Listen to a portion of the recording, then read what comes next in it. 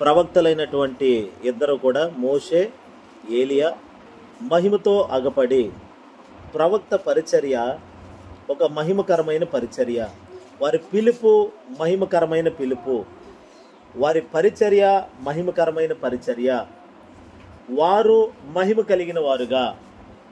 ఇప్పుడు వారి పరిచర్య, వారి పొందిన పిలుపు, ఆ పిలుపు ద్వారా కలిగిన పరిచర్య, ఆ పిలుపు అలాగే పరిచర్య కలిగిన వారిద్దరూ కూడా మహిమ కలిగిన వారుగా, టోటల్ వారి సమస్తము దేవుని మహిమ వారిని కప్పి ఉన్నది.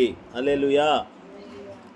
మోషే పరిచర్య తగ్గిపోయే మహిమ కలిగిన పరిచర్య, కానీ యేసుక్రీస్తు పరిచర్యలోకి, అంటే యేసుక్రీస్తు మహిమలోకి వచ్చాక మోషే తగ్గిపోయిన మహిమ కలిగిన పరిచర్య అయినప్పటికీ కూడా మోషే పరిచర్యకు విలువ పెరిగింది.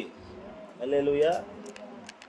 మోషే పరిచర్య యేసుతో కలిసిన పరిచర్యగా ఉన్నప్పుడే మోషే యొక్క పని, మోషే జీవితం దేవుని ఎదుట నిలబడేటట్లుగా, కొట్టివేయబడేటట్లుగా కాకుండా అది నిలిచి దేవుని ఎదుట బల నమ్మకమైన మంచి దాసుడా అనిపించుకునే అట్టి యోగ్యత మోషే జీవితానికి కూడా ప్రభు అనుగ్రహించారు. హల్లెలూయా. అందుకే చూడండి, కొరింథీ రాసిన పత్రికలో, మొదటి కొరింథీ పత్రిక, రెండవ కొరింథీ పత్రిక, రెండవ కొరింథీ పత్రిక 3వ అధ్యాయము 7వ వచనం నుండి చదువుదాం. చూడండి. మరణ కారణమగు పరిచర్య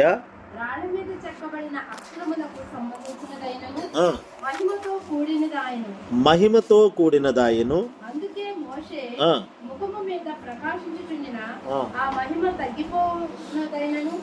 ఆ మహిమ తగ్గిపోవునదైనను. అంటే చూడండి, మోషే ముఖము మీద ప్రకాశించుచుండిన ఆ మహిమ, మోషే ముఖం మీద మహిమ ఉంది. అతడు దేవునితో 40 రాత్రింబగళ్ళు ప్రభుతో గడిపి అన్నపానాలు మానుకొని నిద్రాహారాలు మానుకొని దేవునితో ఉన్నందుకు అతడు ఏం పొందాడంటే దేవుని మహిమను పొందాడు. అయితే అది ఏ మహిమ అంటే తగ్గిపోయే మహిమ అంటది. అతడు ముఖం మీద ప్రకాశించిన మహిమ తగ్గిపోయే మహిమ. ఇప్పుడు తగ్గిపోయే మహిమ తగ్గిపోయేదే మహిమ అయితే, పొందిన మహిమ తగ్గిపోయినప్పటికీ అది మహిమే. కానీ నిలిచే మహిమ ఇంకెంత మహిమగా ఉంటుంది. తగ్గిపోయేదే మహిమ అయితే నిలబడేది ఇంకెంత మహిమగా ఉంటుంది అనేది పౌలు గారి యొక్క సారాంశం. పరిశుద్ధాత్ముడు పౌలు గారితో రాయించాడు. కిందకి చదవండి. ఇశ్రాయేలీలు అతని ముఖము చేరి చూడలేకపోయిరి, ఇట్లుండగా ఆత్మ సంబంధమైన పరిచర్య ఎంత మహిమ గలదయ్యుండును. రాతి మీద చెక్కబడినటువంటి దేవుని ఆజ్ఞలు, రాతి మీద వ్రాయబడిన ఆజ్ఞలు తీసుకొచ్చిన ఆ పరిచర్యే, మోషే పరిచర్యే, అది మహిమ కలిగినది అయినప్పటికీ తగ్గిపోయేదంట. ఎక్కడ రాయబడింది అది? రాతి మీద, పలకల మీద, రాతి పలకల మీద దేవుడు రాసి ఇచ్చాడు. అవి అదిగో ప్రజలకు చెప్పాలి. దేవుని హస్తము వచ్చి దేవుని వ్రేలు అదిగో వ్రాసింది అక్కడ, రాతి పలకలు తెచ్చుకుంటే. కానీ ఇప్పుడు అలా కాదు. పరిశుద్ధాత్ముడే కలముగా మార్చబడి మానవుల హృదయం అనే పలక మీద రాసేస్తున్నాడు. అంటే ఇప్పుడు యేసయ్య పరిచర్య ఏంటనుకున్నారు? హృదయం అనే పలక మీద రాసే పరిచర్య. అది చెరిగిపోద్ది, కానీ ఇది చెరగదు. చెరిగిపోయేదే మహిమ, కానీ కొద్దిగా అంతే. హల్లెలూయా.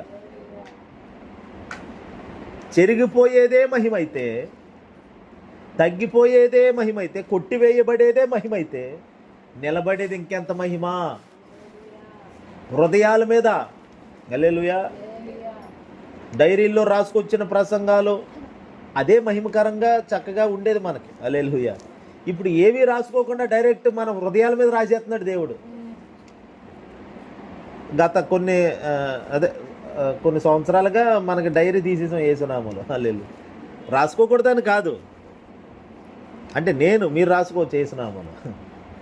నేను డైరీ రాసుకోవడం, పాయింట్లు మరి మీకు గుర్తుందో లేదు, 8 పాయింట్లు, 7 పాయింట్లు, 3 పాయింట్లు, 4 పాయింట్లు రాసి చెప్పేవాడిని. అంటే దేవుని దగ్గర ప్రార్థన చేసి పొందుకొని అక్కడ రాసి ఆ డైరీని ఫాలో అవుతూ చెప్పేవాడిని. రాసుకున్నది కంప్లీట్ చేయాలి కదా అని. ఇప్పుడు నేను ఎప్పుడు ప్రారంభిస్తానో తెలియదు, ఎప్పుడు ముగింతానో తెలియదు, ఎందుకంటే నా దగ్గర డైరీ లేదు కదా. హల్లెలూయా. నా డైరీ అంతా పరిశుద్ధాత్ముడు కాబట్టి. హల్లెలూయా. పరిశుద్ధాత్ముడు డైరీ ఇస్తాడు, ఆ డైరీలోయే ఆయన మాట్లాడేస్తాడు అంతే. ఇంకా రాసుకోకూడదని కాదు, రాసుకోవచ్చు, రాసుకోవాలి కూడా కొన్ని సంగతులు. హల్లెలూయా. కానీ నేను అనేది ఏంటంటే, రాతి పలక మీద రాయబడిందే తగ్గిపోయే మహిమ అయితే, ఇదిగో హృదయం అనే పలక మీద వ్రాయబడుతున్న పరిచర్య ఇంకెంత మహిమకరమైనది. అందుకనే మోషే ఏదో దేవుడిచ్చిన పనిని శ్రద్ధగా దేవుడిచ్చిన ఆజ్ఞలు పట్టుకొని సేవ చేశాడు. అది అలాగా కాఠిన్యముగా ఉన్న, కఠినంగా ఉన్న, ఆజ్ఞలు గట్టిగా ఉన్న. ఎందుకంటే మరి ఎలాంటి ఆజ్ఞలు అనుకున్నారు? వ్యభిచారం చేస్తే రాళ్ళతో కొట్టి చంపేయాలి, మరి దొంగతనం చేస్తే రాళ్ళతో కొట్టి చంపేయాలి. పాత నిబంధనలో అలాంటి భయంకరమైనటువంటి బాధ, ఆజ్ఞలు. అంటే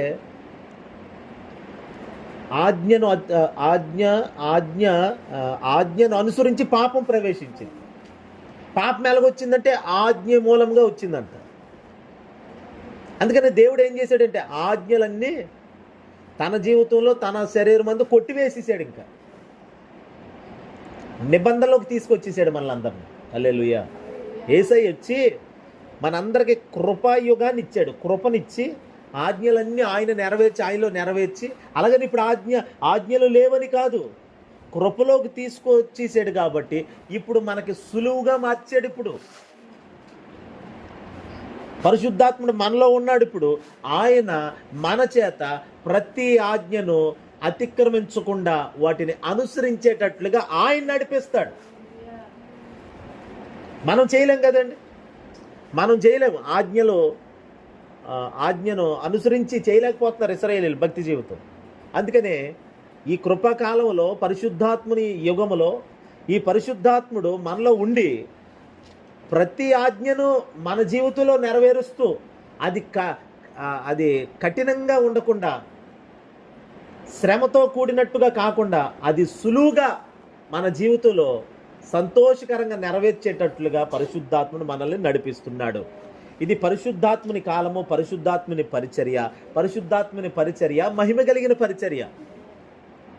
అందుకని మోషే, ఏలియా వారి పరిచర్య కాఠిన్యముతో కూడినదైనప్పటికీ కూడా అది మహిమ కలిగిన పరిచర్య. వాళ్ళు ఏం చేశారు? వాళ్ళు యేసయ్య మహిమ ఉన్న చోటకు వచ్చారు. ఇప్పుడు వారు మహిమతో ఆగబడి అని లోక సువార్త 9:31 చదివాం.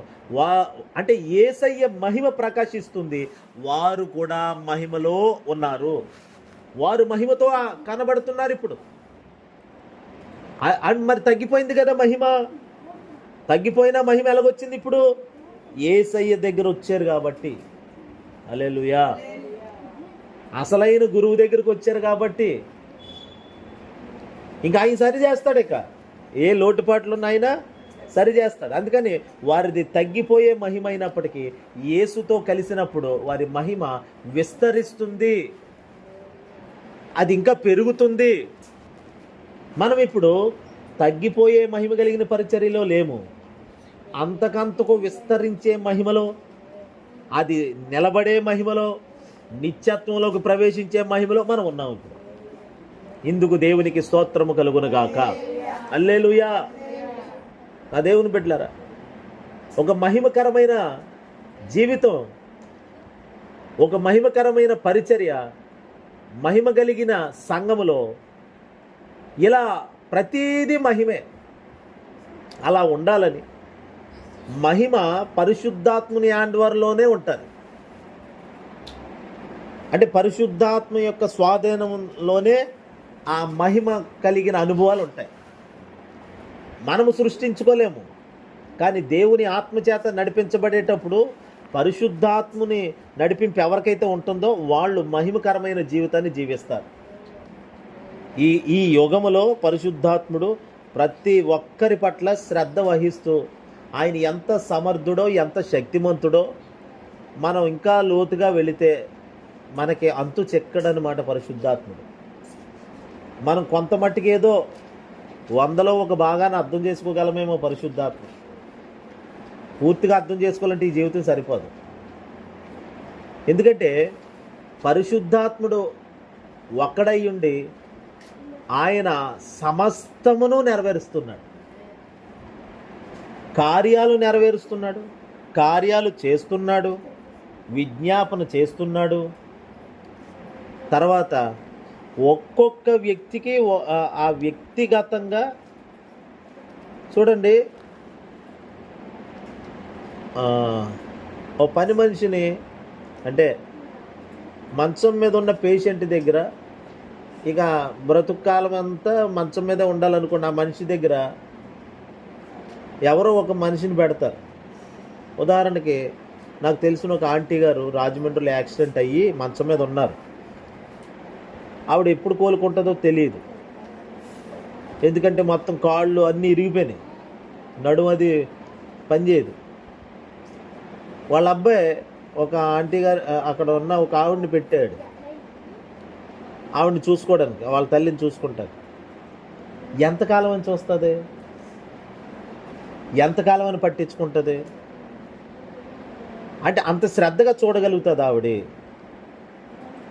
అంటే ఎంత డబ్బులు ఇచ్చినా కానీ అంత ఓపికగా ఇంకా ఆమె ఒక 20 సంవత్సరాలు అలాగా చూడాల్సిన పరిస్థితి వచ్చిందనుకోండి, ఆ 20 సంవత్సరాలు ఆవిడ ఓపిక పట్టగలదా? ప్రారంభంలో ఎంత ఆసక్తిగా చూస్తారో అంత ఆసక్తి చివరి వరకు ఉంటుందా? ఉండదు. కానీ నేను అనేది ఏంటంటే పరిశుద్ధాత్ముడు ప్రతి వ్యక్తి పట్ల పరిపూర్ణంగా జీవితం ముగించే వరకు బహుశ్రద్ధగా ఉంటాడు. ఆయన ఎక్కడ మహిమను కోల్పోకుండా మహిమను మనకిస్తూ మహిమలో మనం ఉండేటట్లుగా ఆయన కాపాడుతూ ఉంటాడు. అంత పూచి తీసుకుంటాడు పరిశుద్ధాత్ముడు మన మీద, అంత శ్రద్ధ పెట్టాడు మన మీద. కాబట్టి మనము పరిశుద్ధాత్మతో ఏకమయ్యి ఆయనతో కలిసి నడవాలంటే మధ్యరాత్రుల్లో లేచి మాట్లాడితే పలుకుతాడు ఆయన. హల్లెలూయా. ఆయన కున్నుకడు, నిద్రపోడు. హల్లెలూయా. తండ్రి మహిమ కలిగిన వాడు, కుమారుడు మహిమ కలిగిన వాడు. హల్లెలూయా. పరిశుద్ధాత్ముడు మహిమ కలిగిన వాడు. ఈ 3 అనుభవాలు చూద్దామా ఒకసారి బైబిల్లో చూద్దాం. చూడండి, మత్తయి సువార్తలు 25వ అధ్యాయంలో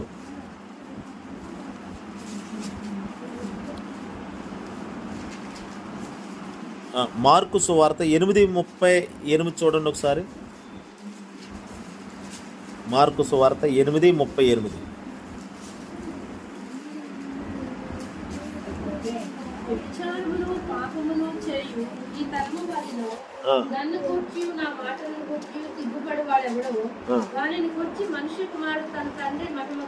అదిగో తన తండ్రి మహిమ గలవాడై,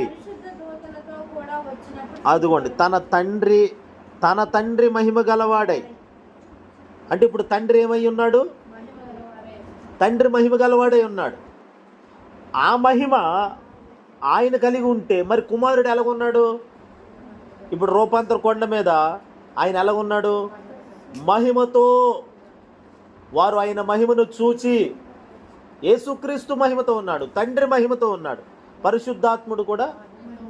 అందుకనే పేతురు పత్రికల మాట చూద్దాం. చూడండి, కుమారుడి మహిమేమో లోకా 9:32, పరిశుద్ధాత్ముని యొక్క మహిమ చూడండి 1 పేతురు పత్రిక 4:14.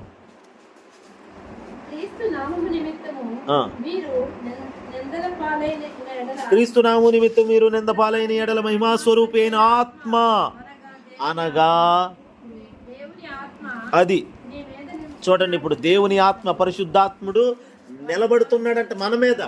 ఆయన ఎవరో మహిమా స్వరూపి అయిన ఆత్మ. పరిశుద్ధాత్ముడు ఎవరంటే మహిమ స్వరూపం. మహిమకు స్వరూపం ఉంటే పరిశుద్ధాత్ముడు, పరిశుద్ధాత్మకు స్వరూపం ఉంటే అదే మహిమ. ఇప్పుడు మహిమ అంటే పరిశుద్ధాత్మ. హల్లెలూయా. ఇప్పుడు అలాగే మనము కూడా మహిమ కలిగిన వారిగా ఉండాలి. తండ్రి మహిమ కలిగిన వాడు, కుమారుడు మహిమ కలిగిన వాడు, పరిశుద్ధాత్ముడు మహిమ కలిగిన వాడు. ఆ పరిశుద్ధాత్ముడు నాలో ఉంటే, వినండి, పరిశుద్ధాత్ముడు నాలో ఉంటే మరి పరిశుద్ధాత్మతో ఇంకెవరు ఉంటారు చెప్పండి? పరిశుద్ధాత్మతో ఇంకెవరున్నారు? తండ్రి ఉన్నాడు, కుమారుడు ఉన్నాడు, పరిశుద్ధాత్ముడు. మీకు అర్థమైందా? పరిశుద్ధాత్ముడు ఇక్కడ ఉన్నాడండి. పరిశుద్ధాత్ముడు ఒకడే ఉన్నాడు ఇక్కడ. మరి ఇంకెవరు ఉన్నారు? తండ్రి ఉన్నాడు, కుమారుడు ఉన్నాడు. ఇప్పుడు తండ్రే ఉన్నాడు ఇక్కడ. మరి మిగిలిన ఇద్దరు అంటే పరిశుద్ధాత్ముడు ఎక్కడ ఉన్నాడు, యేసయ్య ఎక్కడ ఉన్నాడు? అప్పుడు వాళ్ళు ముగ్గురు ఏకమై ఉన్నారండి. హల్లెలూయా. తండ్రి ఒక చోట ఉండి, కుమారుడు ఇంకో చోట ఉండి, పరిశుద్ధాత్ముడు ఒక చోట ఉండేది కాదు. వారు ఏకమై, త్రిత్వమై, ముగ్గురు ఒక్కటై ఉన్నారు. ఇప్పుడు నాలో పరిశుద్ధాత్ముడు ఉన్నాడు అంటే ఇప్పుడు నాలో ఇంకెవరు ఉన్నారు చెప్పండి? తండ్రి ఉన్నాడు, కుమారుడు ఉన్నాడు, పరిశుద్ధాత్ముడు ఉన్నాడు. అంటే ఇప్పుడు త్రియేక దేవుడు ముగ్గురు నాలో ఉన్నారు కాబట్టి నేను నాలుగో వాడిని. తండ్రి, కుమార, పరిశుద్ధాత్మ, నేను. మొత్తం ఎంతమంది? మేము నలుగురు ఏకమై ఒక మహిమను కలిగి ఉన్నాము. హల్లెలూయా. పరిశుద్ధాత్ముడు నీలో ఉన్నాడంటే నీలో ఇంకెవరు ఉన్నారు? తండ్రి కూడా ఉన్నాడు, యేసయ్య కూడా ఉన్నాడు. అందుకని పరిశుద్ధాత్ముడు ఒక్కడే ఉన్నాడేమో అనుకున్నారు. నో, యేసయ్య నీతో ఉన్నాడు. అయితే నీతో తండ్రి కూడా ఉన్నాడు, నీతో పరిశుద్ధాత్ముడు కూడా ఉన్నాడు. యేసయ్య ఎక్కడుంటే అక్కడ తండ్రి ఉంటాడు, పరిశుద్ధాత్ముడు ఉంటాడు. తండ్రి ఎక్కడుంటే అక్కడ కుమారుడు ఉంటాడు, పరిశుద్ధాత్ముడు ఉంటాడు. పరిశుద్ధాత్ముడు ఎక్కడ ఉంటాడో అక్కడ యేసయ్య ఉంటాడు, తండ్రి ఉంటాడు. ఇది విడదీయరాని బంధం ఇది. అందుకనే మనము కూడా మహిమ కలిగిన వారిగా ఉండాలని. ఇప్పుడు నాలో పరిశుద్ధాత్ముడు ఉన్నాడంటే నాలో మహిమ ఉందని అర్థం. చెప్పండి, ఏముందంటే మహిమ ఉంది అందరికి. పరిశుద్ధాత్మను పొందిన ప్రతి ఒక్కరూ మహిమలో ఉన్నారంతే. మహిమను కలిగి ఉన్నారు యేసునామం. ఆయన ఎవరో?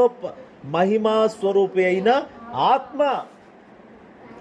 ఇప్పుడు మోషేని పరిశుద్ధాత్ముడు నడిపించాడు, ఏలియాని పరిశుద్ధాత్ముడు నడిపించాడు, యేసయ్యను పరిశుద్ధాత్ముడు నడిపించాడు, అపోస్తులను పరిశుద్ధాత్ముడు నడిపించాడు. అందుకనే వారు మహిమను కలిగి ఉన్నారు. వారి మహిమ ఎక్కడ విడిపోల. పరిశుద్ధాత్ముడు అలా వచ్చి వెళ్ళిపోయేవాడు కాబట్టి పాత నిబంధనలో వారికి తగ్గిపోయిన మహిమే ఉంది. కానీ ఇప్పుడు పరిశుద్ధాత్ముడు వచ్చి వెళ్ళిపోలేదు. ఎక్కడ ఉన్నాడు చెప్పండి? ఆయన సమస్తములో నిండి ఉన్నాడండి. హల్లెలూయా. ఆయన వదిలి వెళ్ళిపోలేదు, మనలోనే ఉన్నాడు. ఆయన తండ్రి ఉన్నాడంటే ప్రేమ ఉందని అర్థం. కుమారుడు ఉన్నాడంటే విధేయత ఉందని అర్థం. కృప ఉంది, ప్రేమ, కృప. హల్లెలూయా. పరిశుద్ధాత్మ ఆదరణ. తండ్రి అంటే ప్రేమ, కుమారుడు అంటే కృప, పరిశుద్ధాత్మ అంటే ఆదరణ. హల్లెలూయా. వీరి నుండి కలిగే అనుభవాలు ఇవి. అందుకని పరిశుద్ధాత్ముడు ఆదరణకర్త, కుమారుడు విశ్వాసమునకు కర్త. హల్లెలూయా. హల్లెలూయా. వాళ్ళు కర్తలై ఉన్నారు, వాటి నిర్మాణాన్ని వారే కలిగి ఉన్నారు. హల్లెలూయా. అందుకని దేవుని బిడ్డలారా, నాలో తండ్రి ఉన్నాడంటే కుమారుడు ఉన్నాడు, పరిశుద్ధాత్ముడు ఉన్నాడు. మీలో కూడా పరిశుద్ధాత్ముడు ఉన్నాడంటే తండ్రి ఉన్నాడు, కుమారుడు ఉన్నాడు. ఇప్పుడు వీరు ముగ్గురు ఏమై ఉన్నారంటే మహిమ. తండ్రికి మహిమ ఉంది, కుమారుడికి మహిమ ఉంది, పరిశుద్ధాత్మకి మహిమ. అంటే మన భాషలో మనకు అర్థం అవ్వాలంటే తండ్రి డిగ్రీ చదివాడు, కుమారుడు డిగ్రీ చదివాడు, పరిశుద్ధాత్ముడు డిగ్రీ చదివాడు. పిహెచ్డి పట్టాలు ముగ్గురికి సమానం. అంటే ఇప్పుడు ఇందులో ఎవరు ఎక్కువ అని చెప్దాం? ముగ్గురు దగ్గర పిహెచ్డి చేసిన వాళ్ళే ముగ్గురు. ఇంకా ఏమని చెప్తాం చెప్పండి? ముగ్గురు ఐఏఎస్లే. ఇప్పుడు ఇందులో ఎవరిని ఎక్కువ అని చెప్దాం? కుమారుడు ఎక్కువ అని చెప్దాం. తండ్రి అనే అనే బిరుదు లేక పదంతో మనం పిలుస్తున్నామని చెప్పి, ఆ పిలుపుతో పిలుస్తున్నామని చెప్పి తండ్రి పెద్దోడు, కుమారుడు చిన్నోడు, పరిశుద్ధాత్ముడు అంతకంటే చిన్నోడు అందామా? అట్లా అన్నరాదు. మనం పిలిచే పిలుపులు బట్టి అలా ఉంటాయేమో కానీ వాస్తవానికి వారు ముగ్గురు ఏకమై ఉన్నారు. హల్లెలూయా. ఏకత్వమై ఉన్నారు. భిన్నత్వములో ఏకత్వం అన్నట్టుగా. హల్లెలూయా. అందుకని దేవుని బిడ్డలారా, మనలో పరిశుద్ధాత్ముడు ఉన్నాడు, మన పైన ఉన్నాడు. అందుకని మీరు క్రీస్తు నామము నిమిత్తము నింద పాలైన ఎడల మీ మీద మహిమా స్వరూపి అయిన ఆత్మ అనగా దేవుని ఆత్మ మీ మీద నిలుచుచున్నాడు. యేసయ్య కొరకు మీరు గనుక శ్రమ పొందితే మీ మీద ఎవరున్నట్టు? పరిశుద్ధాత్ముడు. నింద వచ్చింది, నింద ఒక 100 అన్నారు పెద్దలు. అంటే చూడండి, దేవుని నిమిత్తం మనం ఏ శోధన, ఏ శ్రమ ఎదుర్కొన్నా దేవుని నామం నిమిత్తం, దేవుని పనికి అడుగు అడుగున సాతనగాడు అడ్డంకులు కల్పించాలని చూస్తాడు. దేవుని పనికి మనం పని మొదలెట్టాం, పనికి వెళ్తున్నాం, దేవుని పనికి సువార్తకి వెళ్తున్నాం, దేవుని పని చేయడానికి వెళ్తున్నాం. వెళ్ళేటప్పుడు మూర్ఖత్వంగా మనుషులు కొంతమంది మనకు ఎదురుపడినా, లేకపోతే మూర్ఖంగా ప్రవర్తించే వాళ్ళు మనల్ని అడ్డగించిన, అంటే దేవుని మహిమను వాళ్ళు అడ్డగించాలని చూస్తున్నారు. పని మహిమ కలిగింది, మనము మహిమను మోస్తున్నాము. కాబట్టి దేవుని పిలుపు మహిమ కలిగిన పిలుపు. ఆ పిలుపులో దేవుడు అప్పగించిన పని చేయడానికి వెళ్తుంటే ఎవరైనా అడ్డగిస్తే మనల్ని కాదు అడ్డగించేది, అప్పుడు దేవుని మహిమను అడ్డగిస్తున్నారు వాళ్ళు. దేవుని మహిమను ఆపాలనుకుంటున్నారు. మహిమ ఎప్పుడు ఆగదది. హల్లెలూయా. మొంగండ శాంతారావు అని ఒక ఆయన ఉన్నాడు. ఏం పేరు ఆయన పేరు చెప్పండి? మొంగండ శాంతారావు. భోగి శాంతారావు గారు వేరు, వైజాగ్ ఆయన. మొంగండ శాంతారావు గారని మీరు కరెంటు స్తంభాల మీద, గోళ్ళ మీద, కొండలకున్న పెద్ద పెద్ద కొండల మీద బండలు ఉంటాయి. బండల మీద యేసుక్రీస్తు దేవుడని, యేసుక్రీస్తు అందరికీ ప్రభు అని రాసి ఉంటుంది పెయింటింగ్తో. అక్కడక్కడ ఇతర రాష్ట్రాల్లో కూడా ఆయా భాషల్లో రాసి ఉంటుంది. ఈ శాంతారావు అనే ఆయన రక్షణ పొందిన దినం నుండి కూడా దేవుడు ఆయనకి ఇచ్చిన ప్రేరేపణ బట్టి బండి ఉంటుంది. ఆ బండికి పెయింట్ డబ్బాలు ఉంటాయి. ఇంకా ఆయన జీవితం అంతా అదే సేవ చేశాడు. మరి ఈ మధ్య మొన్న మరి ఈరోజు తెలీదు, మహిమలోకి వెళ్ళిపోయాడు ఆయన. గొప్ప సేవకుడు. మతోన్మాదుల చేతులు ఎన్నోసార్లు కొట్టబడ్డాడు, ఎన్నోసార్లు హింస చేశారు, ఆయనకి శ్రమలు కలిగించారు. ఇప్పుడు ఆయనకి నిత్య మహిమ ఉంది. ఇప్పుడు అన్ని శ్రమలు పొందిన ఆయన పెద్ద వయసు అయింది, ప్రభునందు నిద్రించాడు. ఎన్నో అద్భుతాలు ఆయన జీవితంలో కూడా ఆయన చూశాడంట. మొంగండ శాంతారావు ఆయనే మొత్తం రాష్ట్రం, మన తెలుగు రాష్ట్రాలేంటి, ఇతర రాష్ట్రాలేంటి, మన దేశంలో ఎక్కడైనా పలానా వాక్యం రాసి ఉందంట, అది మొంగండ శాంతారావు గారు రాసి. ఇప్పుడు ఆయన బట్టి చాలామంది రాస్తున్నారు అనుకోండి, అది వేరే విషయం. అసలు ఆ పరిచర్య ప్రారంభించింది ఆయన. హల్లెలూయా. ఈరోజు లేరు, మహిమలోకి చేర్చబడ్డారు. అన్ని శ్రమల తర్వాత ఆయనకి ఏం కలిగిందంటే మహిమ కలిగింది. మహిమలోకి వెళ్ళారు. ఒక మహిమ, నిత్య మహిమ ఆహ్వానం పలుకుతుంది. అక్కడ పరిశుద్ధాత్ముడు ఆహ్వానం పలుకుతున్నాడు. నిత్యరాజ్యంలో స్వాగతం పలుకుతున్నాడు. హల్లెలూయా. మనం ఎక్కడ ఆయనకి స్వాగతం పలికితే ఆయన అక్కడ మనల్ని స్వాగతిస్తాడు. అందుకని పరిశుద్ధాత్మను అందరూ పొందుకోవాలి. ఉన్న అభిషేకాన్ని, ప్రభువా నాలో ఆ అభిషేకాన్ని రగిలించు, మండించు అని అడగాలి ప్రభువుని. ఇక్కడ పరిశుద్ధాత్మనే ఒప్పుకోకపోతే అక్కడ స్వాగతించేదే పరిశుద్ధాత్ముడు. నిత్య మహిమ అంతా ఆయనదే. హల్లెలూయా. ఆ మహిమంతా ఆయనే, పరలోక రాజ్యం అంతా ఆయనే వ్యాపించున్నాడు. మరి ఆయన ఎలా ఆహ్వానిస్తాడు? ఆయన ఎలా స్వాగతం పలుకుతాడు? మరి ఇక్కడ ఆయన పొందకపోతే రేపు మహిమలో చోటు ఉండదు. అందుకనే ఆత్మ లేనివాడు నా వాడు కాదు అన్నాడు. దేవుని ఆత్మ తండ్రిని ఒప్పుకొని, కుమారుని ఒప్పుకొని చాలామంది పరిశుద్ధాత్ముడు అక్కర్లేదండి. అయ్యో, అంటే తండ్రి అనగా ఒక పర్సన్లా కనబడతాడు, కుమారుడు అనగా ఒక పర్సన్లా కనబడతాడు, పరిశుద్ధాత్మ అనగా అది ఏదో శక్తి అనుకో. శక్తి కాదు. పరిశుద్ధాత్మ అంటే శక్తి కాదు. పరిశుద్ధాత్మ వ్యక్తి, పరిశుద్ధాత్ముడు. ఆ మాట చదవండి మళ్ళీ ఆ పేతురు పత్రికలో 4:14, మొదటి పేతురు పత్రిక. క్రీస్తు నామము నిమిత్తము ఆ. మీరు నిందల పాలైన ఎడల ఆ. మహిమా స్వరూపమైన ఆత్మ ఆ. అనగా దేవుని ఆత్మ మీ మీద నిలుచుచున్నాడు గనుక మీరు ధన్యులు. హల్లెలూయా. ఆయన ఎవరు? స్త్రీలింగమా పురుషలింగమా అందామా? పరిశుద్ధాత్మ. ఆత్మ అంటే లోపల ఏదో కంటికి కనబడని ఒక గాలి, లేకపోతే ధూళి అంటాడా, ఓ శక్తి. ఆయన వ్యక్తి, అయినా కంటికి కనబడంతే. హల్లెలూయా.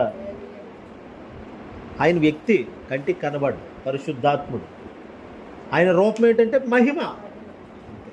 హల్లెలూయా. మహిమ. ఆయన ఉన్నాడు, సమస్తం పరీక్షిస్తున్నాడు. చాలా సున్నితమైనడు పరిశుద్ధాత్మ. నరాల్లో దిగొచ్చేస్తాడు ఆయన. మన కణకణాల్లో నిండిపోయి ఉంటాడు ఆయన. మనం అంతలా నింపుకోవచ్చు ఆయన. అందుకని ఆయన ఆత్మస్వరూపిగా ఉన్నాడు, ఆత్మగా ఉన్నాడు ఆయన. హల్లెలూయా. ఇప్పుడు లైట్ వస్తుందండి, వెలుగును పట్టుకోగలమా చెప్పండి? వెలుగైతే ఆ ట్యూబ్ లైట్లో నుండి వస్తుంది, ట్యూబ్ లైట్ని పట్టుకోగలం. ఆ ట్యూబ్ లైట్ వేయగానే వచ్చింది కాంతి, వచ్చింది కదా, కాంతిని పట్టుకోగలమా మనం? అలాగని కాంతి చేతికి దొరకట్లేదని ఎక్కడ దొరుకుతుంది? దొరకట్లేదని అయితే లైట్ లేదంటామా? హల్లెలూయా. గాలి కంటికి కనబడతలేదని చెప్పి అలాగా చేతికి దొరుకుతలేదు. ఏది పట్టుకుంటే గాలి ఎక్కడ? అదిగో ఫ్యాన్ గాలి, అదిగో గాలి ఎక్కడ? అంటే మాకే తెలుసు అన్న తలబిరుసు కలిగిన అనుభవాలు కొంతమందికి ఉండిపోయిన కారణంగా, పాత అనుభవాలు. ఎవడైనా క్రీస్తునందు ఉన్న ఎడలవాడు నూతన సృష్టి. క్రీస్తులోకి వస్తే, పరిపూర్ణంగా క్రీస్తుని అనుభవిస్తే, ఆయన భుజిస్తే అప్పుడు నూతనమైన అనుభవం కలుగుతుంది. ఇంకా పాతవి పట్టుకొని ఏలబడుతుంటే ఏం తెలియదు. హల్లెలూయా.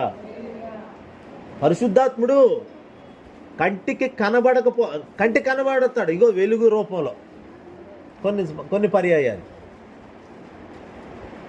కొన్నిసార్లు వినబడతాడు ఆయన. హల్లెలూయా. చూపిస్తాడు, వినిపిస్తాడు కూడా.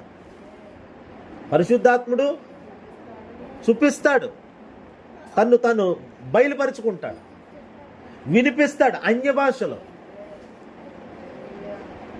మీరు చూచుచు వినుచున్నా అని ఉంటుంది బైబిల్లో. దీనిని కుమ్మరించి ఉన్నాడు. చదవండి అపోస్తుల కార్యాల్లో. శబలకర దురన అపోస్తుల కార్యాలు తీయండి.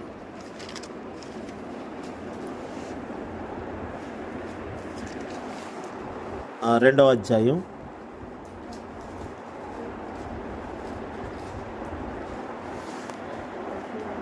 ఎక్కడమ్మా?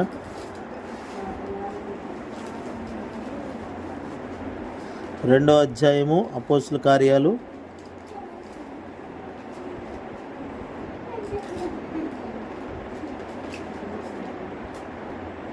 ఎక్కడ ఉంది? రెండో అధ్యాయంలో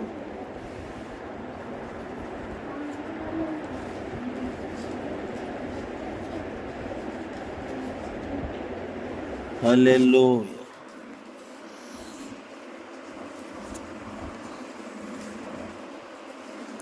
చూడండి ఇక్కడ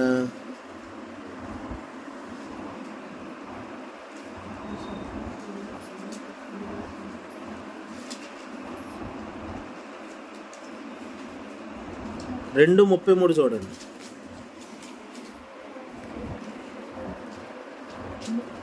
ఈ యేసును 2వ అధ్యాయము 33వ వచనం. కాగా ఆయన దేవుని కుడి పార్శ్వమునకు హెచ్చింపబడి పరిశుద్ధాత్మను గూర్చిన వాగ్దానమును తండ్రి వలన పొంది మీరు చూచుచు వినుచునున్న దీనిని హల్లెలూయా చెప్పండి. చూచుచు వినుచున్న. అక్కడ మేడగదిలో అందరూ పరిశుద్ధాత్మ పొందుకుంటే చుట్టుపక్కల ఉన్న వాళ్ళందరూ వచ్చి ఆ 120 మందిని చూశారు. వాళ్ళ మీద మరి ఏమొచ్చి ఉంటుంది? వాళ్ళు చూశారంట, మరి వాళ్ళు విన్నారు. శబ్దము, పరిశుద్ధాత్మని శబ్దం విన్నారు, అన్య భాషలు. హల్లెలూయా. అంటే మాట్లాడతాడైనా. శక్తి అయితే మాట్లాడుతుందండి. శక్తి మాట్లాడుతుందా? మామూలుగా శక్తి అనేది మాట్లాడుతుందా? ఆయన ఏదో ఒక పవర్ అయితే ఎలా మాట్లాడతాడా? పనికి ఉపయోగపడుతుంది అది పవర్ అయితే, శక్తి అయితే, అంతే. కానీ మాటలు ఎలాగొస్తాయి? మాటలు అనేవి ఎవరు మాట్లాడతారు? ఒక వ్యక్తి మాట్లాడతాడు. అంటే ఆయన వ్యక్తిత్వం కలిగిన వాడైనా. హల్లెలూయా. పరిశుద్ధాత్మతో మనం ముఖాముఖి మాట్లాడుకోవచ్చు. మోషేతో దేవుడు ఎలా మాట్లాడాడు?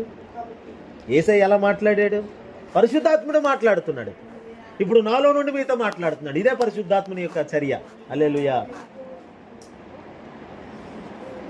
అలాగే చూస్తున్నారంట కూడా. అప్పుడు అక్కడ ఏమై ఉంటుంది? మేడగదిలోకి ఎలా వచ్చాడు? పావురాకారము వలె, బలముగా వీచే ధ్వని వలె, అగ్ని నాలుకల వలె విభాగింపబడి ఒక్కొక్కరి తలల మీద వ్రాలగా, అగ్ని నాలుకల్లాగా వ్రాలితే అగ్ని వస్తే, అగ్ని రూపం పరిశుద్ధాత్మ రూపం. హల్లెలూయా. పరిశుద్ధాత్మ రూపం అగ్ని. ఆయన అగ్నిమయం చూడలేమంతే. హల్లెలూయా.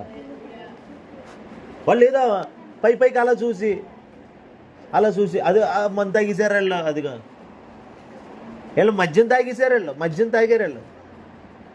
మేడగదిలో కూర్చొని మద్యం తాగుతారండి ప్రార్థనలో ఉన్నవాళ్ళు. హల్లెలూయా. అంటే మద్యం తాగారు అని ఎందుకన్నారంటే, మద్యం తాగినోడు ఎలా ఊగుతాడో అలా ఊగుతున్నారు అందరూ. అది 120 మంది. హల్లెలూయా. ఇప్పుడు మనం కాన్సెషన్లో ఉన్నాం.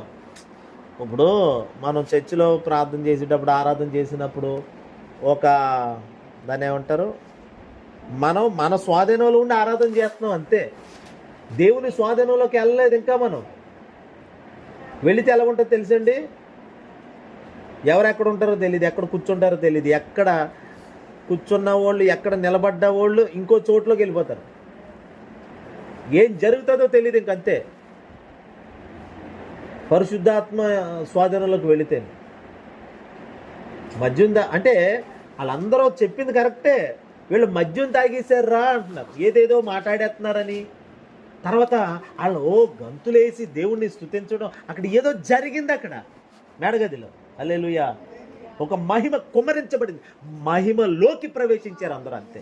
120 మంది పరిశుద్ధాత్మ పొందించుకోవడం వల్ల ఇంకా కొట్టుకుంటున్నారు అనుకోండి. ఇంకా తాగుబోతాడైతే ఊగుతాడు కదండి, పడిపోతాడు కదా తాగేసి. అది చూసారు వాళ్ళు. మత్తుడైపోయినప్పుడు తోలుతారు కదా, వాళ్ళు తూలిపోతున్నారు. పరిశుద్ధాత్మ కాన్సెషన్లోకి వెళ్ళిపోయారు, ఆ స్వాదంలోకి వెళ్ళిపోయారు. ఇక నాట్యం ఆడుతున్నారు, స్తుతిస్తున్నారు, గంతులేస్తున్నారు, నాట్యం ఆడుతున్నారు. దావీదు ఏం చేశాడు? పరిశుద్ధాత్మతో నిండిన వాడే నాట్యం ఆడాడు చూడండి. వస్త్రం కూడా కోల్పోయి మర్చిపోయి అదే ఆ అనుభవం కలిగింది మేడగదిలో. హల్లెలూయా. అది కలిగింది. చూసిన వాళ్ళందరూ కొత్త మద్యం తాగారండి. కొత్త మద్యం తాగారంట. అంటే పాత మద్యం తాగినోడు దావీదు. పాత నిబంధనలో పాత మద్యం అంటే పరిశుద్ధాత్మ వచ్చి వెళ్ళిపోయాడు కాబట్టి. కొత్త నిబంధనలు కొత్త మద్యం ఏంటది? నూతన అభిషేకము, క్రొత్త తైలము అంటారు దాన్ని. ఇప్పుడు అది వచ్చి కుమ్మరించబడింది, ఇంకొచ్చి ఉండిపోయాడు కాబట్టి ఆయన ఇక తోలుతానే ఉంటుంది జీవితం. అంటే దాని అర్థం ఏంటి? పరిశుద్ధాత్ముడు నాలో ఉన్నప్పుడు నేను నా కంట్రోల్ పోతుంది అంతే. నా మీద నా కంట్రోల్ పోతుంది, నా మీద పరిశుద్ధాత్మని అజమాయిషి కలుగుతుంది. నేను నా స్వాధీనం కాదు, నేను పరిశుద్ధాత్మని స్వాధీనం. పరిశుద్ధాత్ముడు నన్ను తీసుకుంటాడు, ఆయన వాడుకుంటాడు. ప్రతి అడుగు ఇప్పుడు ప్రసంగం చెప్పినప్పుడే నేను ఆత్మ స్వాధీనంలో ఉండటం కాదు, ప్రసంగం విన్నంతసేపు ఆరాధన చేసినప్పుడు మనం దేవుని స్వాధీనంలో ఉండటం కాదు. ఎవ్రీ టైం పరిశుద్ధాత్మ స్వాధీనంలో ఉండాలి. అదే జీవితం అపోస్తులు జీవించారు. ఆ జీవితానికే దేవుడు మనల్ని పిలుస్తున్నాడు. హల్లెలూయా. 21 రోజుల తర్వాత, ఈ ఉపవాస కూటాల తర్వాత మనము ఆత్మలోకి వెళ్ళిపోవాలంతే. ఆత్మ మండలంలోకి వెళ్ళిపోవాలి. దేవుని కొరకు బలంగా లేవాలి మనం, అంతే. బలంగా లేవాలి మనం. ఇక చూడండి ఎలా ఉంటుందంటే, సంఘం అంతా మహిమలో ఉంటే, ఆత్మలో ఉంటే అద్భుతాలు జరుగుతాయి. మనల్ని బట్టి మీరు నిలబడిన చోట అద్భుతాలు జరుగుతాయి. మిమ్మల్ని చూసి సంఘానికి వచ్చేస్తారు జనం. మీరు నోరిపితే అద్భుతాలు జరుగుతాయి, చెప్తున్నాను నేను. హల్లెలూయా. కృపావరాలు పనిచేస్తాయి మీరు. ఆయన కృపావరాలు ఆపరేట్ చేయబడతాయి మీలో. హల్లెలూయా. అవన్నీ జరగబోతున్నాయి. కాబట్టి దేవుని బిడ్డలారా, నీవు నీ స్వాధీనంలో ఉండటానికి నీ కంట్రోల్ నువ్వు కోల్పోవాలంతే. హల్లెలూయా. నీ కంట్రోల్ నువ్వు కోల్పోవాలి. పరిశుద్ధాత్మని యొక్క అభిషేకం, ఆయన స్వాధీనంలోకి నువ్వు వెళ్ళిపోవాలి. నియంత్రణ, నీ మీద నియంత్రణ ఆయనకే ఉండాలి. నీ మీద నీకున్న హక్కులన్నీ కోల్పోవాలి, అవన్నీ విరిగిపోవాలి. పరిశుద్ధాత్ముడే మన మీద నియంత్రణ ఆయన తీసుకోవాలి. ఇప్పుడు నన్ను ఆయన తీసుకోవాలి. ఇప్పుడు అదే మహిమ, అదే మహిమ దేవుని బిడ్డ. హల్లెలూయా. అదే మహిమ. అదిగో పరిశుద్ధాత్మని స్వాధీనం, దేవుని మహిమ స్వాధీనములో మోసే ఉన్నాడు, ఏలియా ఉన్నాడు. హల్లెలూయా. యేసయ్య మహిమ స్వాధీనంలో ఉన్నారు వాళ్ళిద్దరు. అపోస్తలులు ఉన్నారు, ప్రవక్తలు ఉన్నారు. మరి మనం కూడా ఉండాలి. క్రొత్త నిబంధన రక్తము చేత కొనబడి కనగబడినటువంటి వారము మనం. క్రొత్త నిబంధన రక్తం అంటే అది పశువులది కాదు, యేసు రక్తం అది. పాత నిబంధన రక్తం అంటే చెప్పండి, పాత నిబంధన రక్తం అంటే ఏంటి? ఏ రక్తం అమ్మా? గొర్రెలదండి, పశువుల రక్తం. పాత నిబంధనలో పశువుల రక్తం. క్రొత్త నిబంధన రక్తం అంటే యేసు రక్తం. పాత నిబంధన రక్తం అంటే పశువులు, ఎందుకంటే వాళ్ళు పాపం చేసి బలులు అర్పించేవారు. కానీ క్రొత్త నిబంధనలో మరి పాపం లేదా? ఎన్ని పాపాలు ఉన్నాయి? మనిషి పాపాలు. ఈ పాపాలన్నిటికీ విరుగుడు మంది యేసు రక్తం. హల్లెలూయా. కాబట్టి యేసు రక్తం క్రొత్త నిబంధన రక్తం, పాత నిబంధన రక్తం ఏమో పశువుల రక్తం. ఆ రక్తంతో మనకి విడుదల రాదు, విమోచన దొరకదని క్రొత్త నిబంధనలో యేసయ్య మన కొరకు రక్తం ఇచ్చాడు. హల్లెలూయా. క్రొత్త నిబంధన రక్తములో ఉన్న మనం యేసు, ఆ రక్తము చేత ముద్రించబడ్డాము. ఆ అభిషేకం, ఆ ఆత్మ చేత ముద్రించబడ్డాము. ముద్ర చేత వేసేసాడు పరిశుద్ధాత్ముడు మన మీద. హల్లెలూయా. కాబట్టి ఆయన ముద్ర, ఆయన నియంత్రణలో మనం పనిచేయాలి. ఆయన స్వాధీనంలోకి వెళ్ళిపోతే మన కంట్రోల్ పోతుంది, మన మీద మనకి నియంత్రణ పోతుంది. అప్పుడు పరిశుద్ధాత్ముడు మనల్ని తీసుకుంటాడు, ఆయనే నడిపిస్తాడు. ఆయన ఎక్కడికి వెళ్ళాలో ఆయనే చెప్తాడు, ఏం చేయాలో ఆయనే చెప్తాడు, ఎలా మాట్లాడాలో ఆయనే చెప్తాడు. భవిష్యత్తును కూర్చున్నటువంటి ఇక దిగులు చింత ఏమి ఉండదు. హల్లెలూయా. ఆత్మలో నడిచినంత కాలం ఏలియా అంటే పరిశుద్ధాత్ముడే ఏలియా దగ్గరికి రావడం, నడిపించడం. ఆ టైం అయిపోతుంది, అయ్యో మరి ఇంకో కరువు వచ్చేస్తుంది, ఇంకో 2 రోజులు కరువు అంటే మరి ఎలాగా, ఏంటి ప్రభు మరి నా అట్లా నీ చిత్తం ఏంటి ప్రభు అని ప్రార్థన చేయలేదు ఏలియా. ఆయన కంట్రోల్లో ఉన్నాడు కాబట్టి, ఆయన స్వాధీనంలో ఉన్నాడు కాబట్టి ఏలియా ఆ సమయానికి ఇదిగో కరువు వచ్చింది, ఇప్పుడు లేచి అక్కడికి వెళ్ళు, ఇక్కడ వాగు ఎండిపోతుంది అక్కడికి వెళ్ళు, ఇక్కడ నుండి అక్కడికి వెళ్ళు అని ఎలాగ చెప్పడమే. దేవుడు ఆయన వచ్చి చెప్తే కదులుతాడు అంతే. అంతవరకు ఆయన పనిలో అలాగ ఉండిపోతాడు, ఆత్మలో ఉండిపోతాడు. హల్లెలూయా. మనము మన మీద నియంత్రణ కోల్పోయి పరిశుద్ధాత్మని యొక్క నియంత్రణలోకి వెళ్ళిపోతే ఆయనే పూర్తిగా చూసుకుంటాడు. అప్పుడు మద్యము తాగినట్లుగా ఊగిసలాడతారు చూడండి, అలాగ మన జీవితం అదిగో తోలుతూ, అంటే తోలడం అంటే అదొక మైకం. ఆత్మ యొక్క కాన్సెషన్లోకి వెళ్ళిపోతాం మనం. ఇక్కడ మనిషి ఇక్కడే ఉంటాం, ఇంకా జ్ఞానంగా ప్రవర్తిస్తాం మనం. లేదు, పరిశుద్ధాత్ముడు ఇచ్చే జ్ఞానంతో మన జ్ఞానం కోల్పోతాం, మన జ్ఞానం ఇరిగిపోతే, మన తెలివి విరగొట్టబడిపోతే పరిశుద్ధాత్ముడు ఇస్తాడు ఆ జ్ఞానం, పరిశుద్ధాత్ముడు ఇస్తాడు తెలివి. ఇక ఆయనే తీసుకొని ఆయన వాడుకుంటాడు మనం. హల్లెలూయా. దేవుడు ఆ కార్యాలు చేయబోతున్నాడు. దేవుడి మాటలు మన వెనుకలో దీవించును గాక. ప్రార్థన చేస్తాం.